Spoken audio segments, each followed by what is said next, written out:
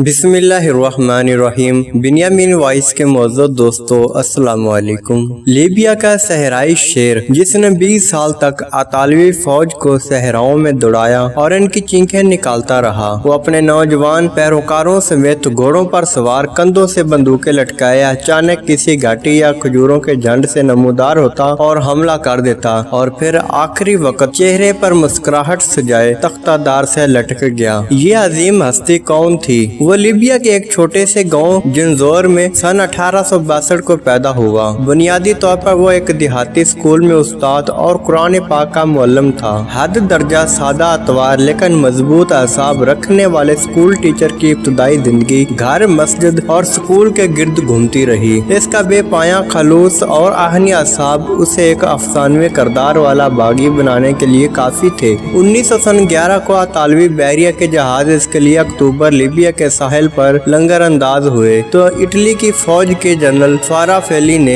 लीबियाई शहरियों को फौरन तुराबलस शहर खाली करने का हुक्म दिया। क्योंकि शहरियों को अपने बेबसी और गासिब अतालवी फौज की ताकत का पूरा अंदाजा था, इसलिए हुक्म की तामील हुई और शहर खाली कर दिया गया। लेकिन उसके बावजूद भी ताकत के नशे में सरशार इटली फौज ने तुराबलस पर हमला कर दिया और पूरे शहर की ईंट से ईंट बजा दी। लेकिन इस हमले ने इटली के लिए एक ऐसे खौफनाक बागी को जन्म दिया जो अगले 20 साल तक अतालवी फौज को सहराओं में दौड़ाता और उनकी चीखें निकालता रहा। इस दिलेर और वतन परस्त बागी का नाम उमर मुख्तियार था, लेकिन दुनिया इसे सहराई शेर के नाम से जानती है। 1912 के बाद उमर मुख्तियार गुलाम लीबिया के अवाम खुसूसन नौजवानों के लिए एक मिसाली किरदार की हैसियत इख्तियार करता गया। इसका फलसफा और पैगाम बहुत सादा और बहुत ही वाज़ेह था। हम एक खुद मुख्तियार और आज़ाद कौम हैं। इटली को ये हक किसने दिया कि वो हम पर हुक्मरानी करता और गुलाम बनाता फिरे? अब वो लीबिया के पुरजोश नौजवानों को अपने फौजी दस्ते बनाता और गाज़िब अतालवी फौज के खिलाफ गुरेला जंग को वसअत देता रहा। क्योंकि उमर मुख्तियार का तलक एक सहराई बस्ती से था, इसलिए वो सहरा के जोग्राफी और मिजाज से बाखूबी वाकिफ था, जिसे उसने अपने जंग का सबसे बड़ा हथियार बनाया। वो अपने नौजवान पैरोकारों समेत घोड़ों पर सवार, कंधों से बंदूकें लटकाए अचानक किसी घाटी या खजूरों के झंड से नमूदार होता और हमला कर देता। ये जंग दिन ब दिन खौफनाक और खून आलूद होती गई। अतालवी फौज ने इस शेर को काबू करने के लिए सहरा में सैकड़ों मील तक खारदार तार लगा दी, लेकिन इसके हमले कम होने के बजाय मजीद बढ़ गए। अब अतालवी फौज ने इस पर दबाव बढ़ाने के लिए औरतों और बच्चों को गिरफ्तार करना शुरू किया। एक अंदाजे के मुताबिक 1,25,000 से ज्यादा बच्चे और खवातीन जेलों में थी,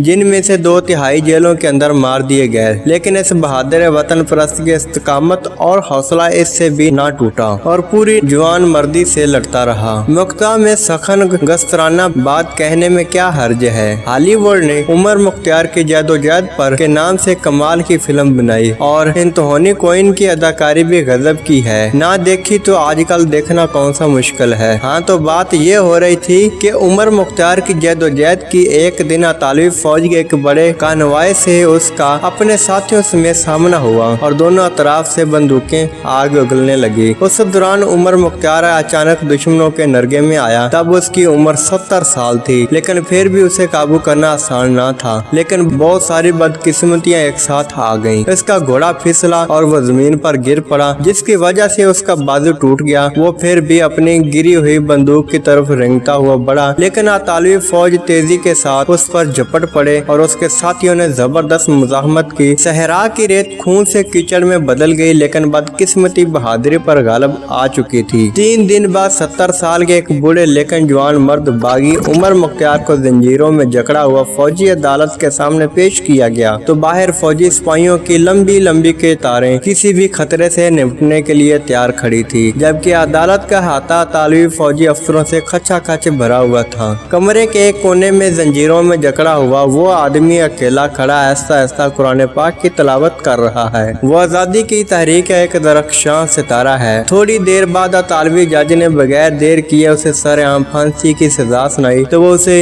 इनमहाक के साथ दोनों हाथों में पकड़े छोटे साइज के कुरान शरीफ की तलावत कर रहा था। उसके चेहरे पर फैली हुई मुस्कुराहट में भी जरा बराबर कमी नहीं आई थी। तब जज ने उसे अपनी तरफ मुतवज्जह करते हुए कहा, मुझे आपकी इस तरह मौत पर अफसोस है। उसने जज के बाद फौजी अफसरों पर निगाह डाली और बुलंद आवाज से कहा, अफसोस किस बात का, ये तो मेरी जिंदगी का एक काबिल और फख्र व हसीन अख्तिताम है। एक आवाज उभरी, या खुदाया, ये इंसान है या देवता। ये आवाज फौजी सरबराह की थी। लम्हे भर को सन्नाटा सा छा गया तो फौजी अदालत के जज ने सकूत तोड़ते हुए उसे एक दिलचस्प ऑफर की कि अगर आप अपने पैरोकारों को लिख कर दे दें कि इटली के खिलाफ जंग रोक दें तो आपको माफी मिल जाएगी। इस पेशकश पर पहली बार उसके चेहरे पर गुस्से की कैफियत दिखाई दी और उसने जज की आंखों में आंखें डालकर कहा कि मेरी जो उंगली हर नमाज में अल्लाह ताला की वहदानियत और मुहम्मद मुस्तफ़ा सल्लल्लाहु अलैहि वसल्लम अरबी की रिसालत की गवाही के लिए उठती हो, उस उंगली से किसी बातल की तायद में खत लिखने पर मौत को 1000 बार तरजीह दूंगा। 16 सितंबर 1931 को उसे एक खुले मैदान में फांसी घाट लाया गया तो उसका एतमाद और इत्मीनान काबिल दीद था। एक मासूम बच्चे के साथ आखिरी बार उसने शरारत अमीज मुस्कुराहटों का तबादला किया और थोड़ी देर बाद उसकी लाश रस्सी के साथ लटक रही थी। दोस्तों, ये थी आज की वीडियो। उम्मीद करता हूँ पसंद आई होगी। वीडियो पसंद आने की सूरत में दोस्तों के साथ जरूर शेयर करें और अपनी कीमती राय कमेंट बॉक्स में जरूर दें। और अगर आपने मेरा चैनल बिनियामीन वॉइस से सब्सक्राइब नहीं किया तो सब्सक्राइब कर लें, साथ लगे बेल आइकन को जरूर प्रेस करें ताकि हर नई आने वाली वीडियो की नोटिफिकेशन आप तक बाकायदगी के साथ पहुंच सके। अगली वीडियो आने तक मुझे दें इजाजत। अल्लाह हाफिज।